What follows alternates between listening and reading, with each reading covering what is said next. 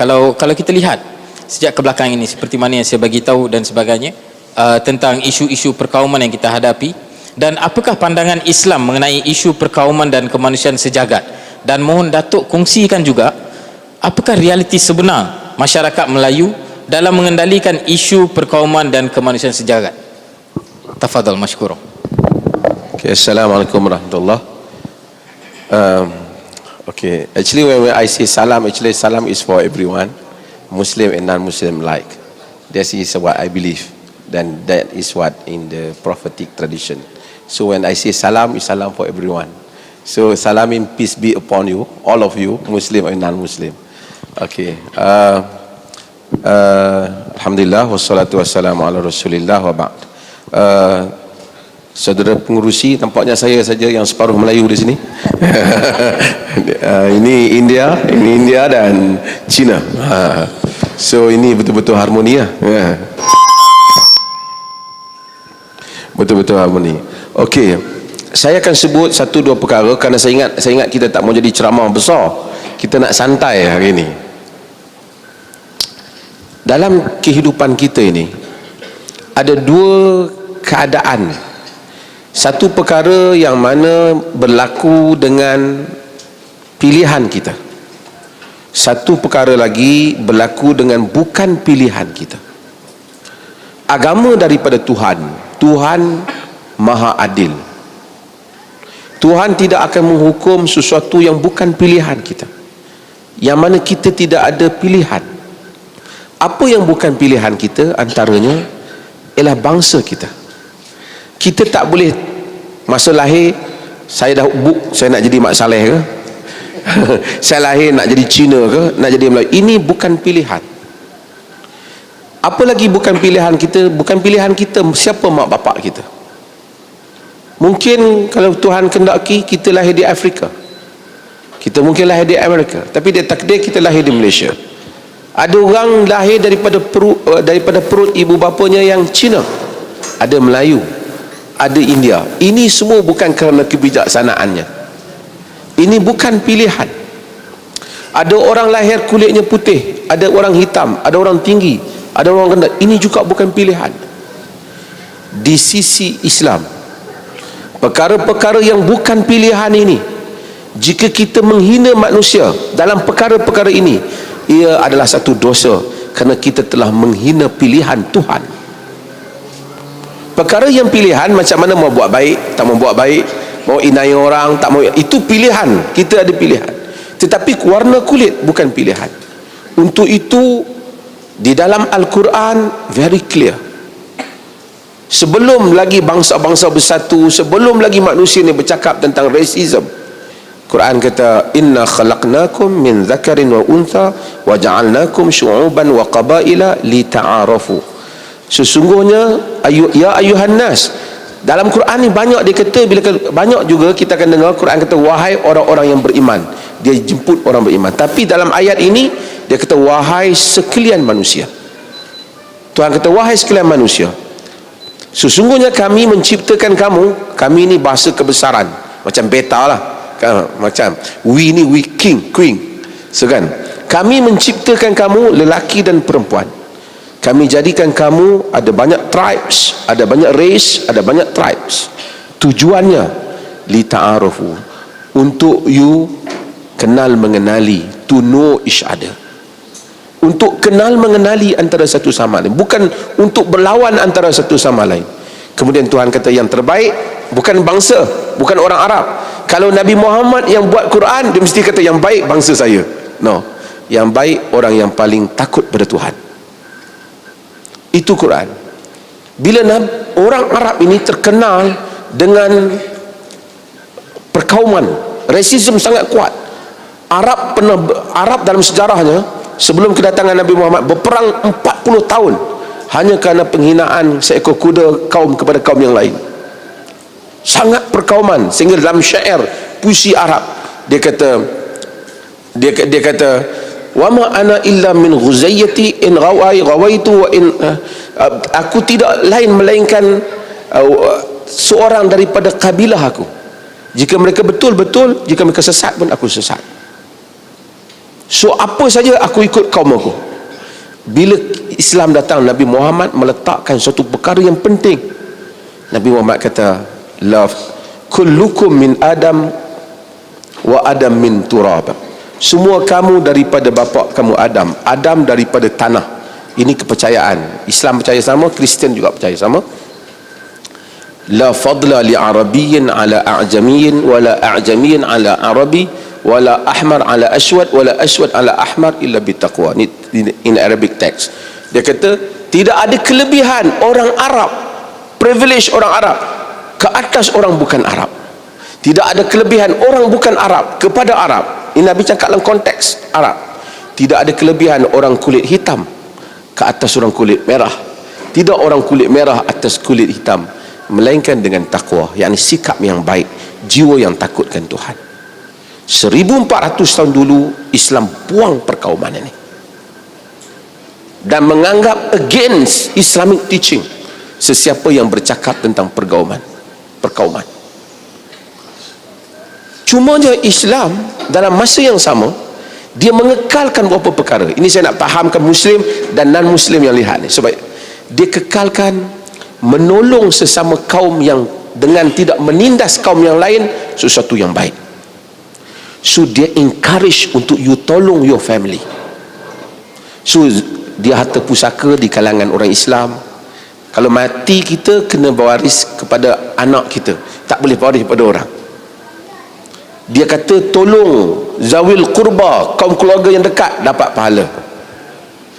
Kalau ada dua pertolongan, dua-dua miskin, seorang saudara kita, seorang bukan saudara kita, dua-dua tolong dapat pahala. Tapi Islam kata kalau tolong yang saudara tu, dia dapat dua pahala. Satu dia tolong kerana miskin, satu dia mengukuhkan hubungan kekeluargaan. Tapi you tolong dengan duit you lah. Tapi kalau you ambil duit kerajaan, you nak bagi, itu kroni namanya. Maksudnya you tolong, saya ada duit saya, my own money. So adik saya pun susah, seorang lagi susah.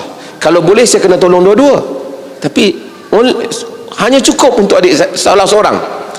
Kita preferkan saudara, sebab itu membantu. Dan orang lain preferkan saudara dia. Tapi itu tidak dinamakan racism. Karena racism bermaksud kita menganggap diri kita lebih baik daripada kaum lain. Kita superior. Kita anggap bahawasanya kita lebih baik daripada kaum yang lain. Islam tak terima. Menganggap Arab itu kaum Nabi. Nabi kata kaum dia tak lebih baik daripada orang lain. Ini 1400 tahun yang lepas, ketika tak ada lagi isu racism dibincangkan oleh manusia. Kalau Nabi Muhammad cakap pasal racism pun, nobody boleh against dia. Itu akan mendapatkan sokongan lebih banyak, kerana Arab sangat kuat untuk terutama apabila nak lawan Rom dan nak lawan Parsi. Saya nak bagi tahu, biasanya bila orang dengar kata Islam dia macam against Yahudi. Nampak orang Islam kan sensitif dengan Israel. Tapi actually di dalam sejarah Islam bukan anti Yahudi itu. Dia hanya marah kepada tindakan Yahudi. Apa bukti terbesar? Salah seorang isteri Nabi yang Nabi jaga dia dengan baik, wanita Yahudi, namanya Safiyah binti Huyai. Ramai orang Islam bila sebut Yahudi dia marah. Tapi dia jangan lupa salah seorang isteri Nabi Yahudi. Dan apabila dia mengadu orang Arab, kadang-kadang sindir dia kerana dia Yahudi, say something not good about her, always the Prophet SAW defended her, pertahankan dia, dan akan sebut awak apa nama bapa awak Moses, bapa saudara awak Harun, Aaron. So Nabi sebut yang baik tentang dia. Ini kelebihan awak. Ini kerana bila Salman Al-Farisi, dia Persian, orang Arab dengan Parsi ni selalu nak bergaduh. Tapi bila dia datang, Nabi kata Salman dari kaum keluargaku, from my family, not from his family, tapi saya jadikan dia family saya. Ini sesuatu yang ganjil bagi Arab. orang kulit hitam biasa dijadikan hamba. Bukan saja orang Arab, Barat. Kalau saudara-saudara baca dalam sejarah, Abraham Lincoln terkorban kerana cuba menghapuskan slavery, kan? William Wilberforce berapa lama dia lawan untuk menentang slavery di UK, di Parlimen UK. Tapi Nabi Muhammad telah ambil Bilal. Orang, sebab tu orang Melayu bila orang azan dia panggil Bilal. Bilal itu sebenarnya bukan gelaran orang azan. Bilal a names of one of the prophet companion, salah seorang nama sahabat Nabi. Sebab apa? Dia azan, dia black, dan dia banyak kemuliaan yang diberi pada dia. Sebab ini sehingga satu hari satu sahabat namanya Abu Zar, orang Arab, dia call Bilal, dia kata ya benar sauda, wahai anak orang kulit hitam, oh son of black. Berubah wajah Nabi. Nabi panggil dia. Nabi kata, innaka mru'un fika jahiliyah, kamu satu orang dalam diri kamu ada perangai buruk yang lepas. Hanya satu gurauan, dia bergurau, dia tak, bukan dia ada sikit perkara, tapi dia taklah bersungguh, tapi dia tak nak gurauan macam ni. So Islam, racism no place in Islam. That is the real Islamic teaching. Tak ada racism dalam Islam. Cumanya kalau dia tanya pula orang Melayu, orang Melayu ni susah lah.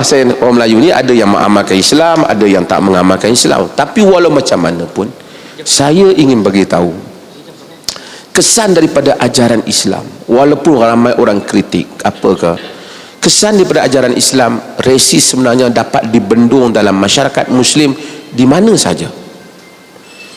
Di Mesir kita tahu ada Coptic, Kristen Coptic, sudah beribu tahun. Mereka gereja mereka tak dihapuskan, mereka hidup dengan baik.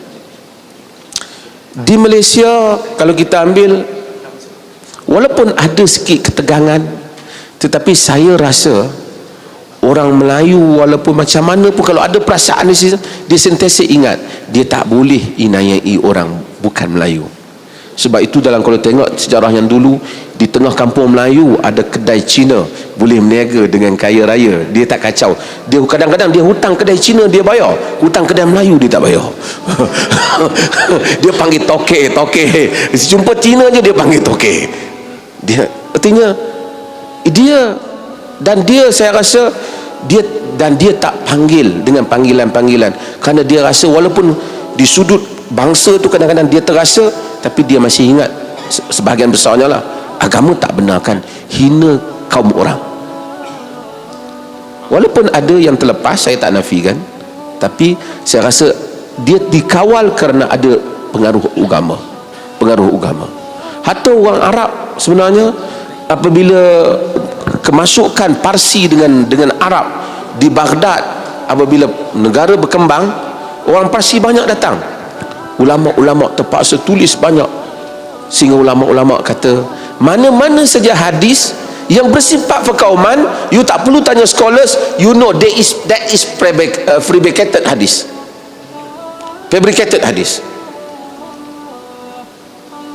So apa-apa saja hadis yang ni fake hadis, false hadis, because Prophet will never say something racist. So that is from Islam. So no issue dengan ajaran Islam. Sebab tu dia orang Muslim bila dia semayang, tadi dia semayang, ya Allahu Akbar, antara benda yang dia sebut Alhamdulillahirabbil alamin, segala puji, semua puji, all praise to God. Siapa dia God ini? Lord of worlds, Tuhan untuk semua dunia, Muslim, non-Muslim, Melayu, Cina, di dunia, di angkasa, Tuhan yang sama.